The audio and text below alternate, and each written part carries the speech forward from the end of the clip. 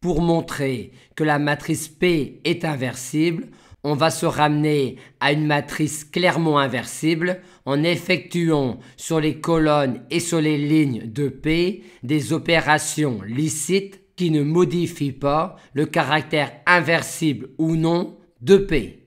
En prenant cette colonne-là comme colonne pivot et en effectuant ces opérations-là sur les colonnes de P, ce qui revient exactement par multiplier P à droite par une matrice clairement inversible, on aboutit à cette matrice-là qui est clairement inversible, étant triangulaire et à coefficients diagonaux non nuls.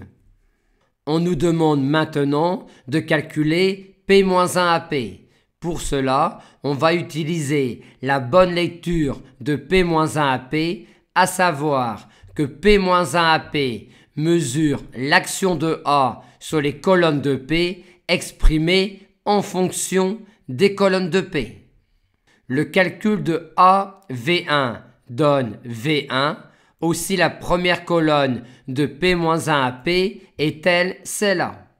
Le calcul de A V2 donne 2V2.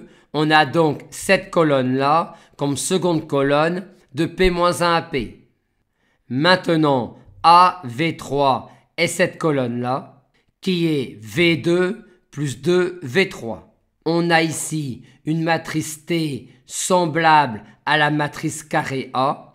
On va pouvoir s'en servir pour calculer A puissance n. En effet, on a cette expression-là de A en fonction de T et par récurrence immédiate, cette expression-là de A puissance n en fonction de T puissance n. Il nous reste maintenant à calculer T puissance n. On remarque que la matrice T est diagonale par bloc. Il en sera donc de même pour T puissance n. Et on aura ici la puissance énième de cette matrice-là. Et on aura ici la puissance énième de cette matrice-là.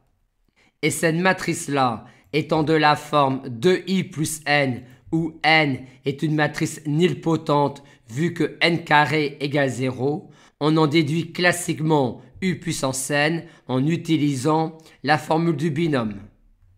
Et pour terminer le calcul, il nous resterait à calculer l'inverse de la matrice P et à effectuer le produit matriciel.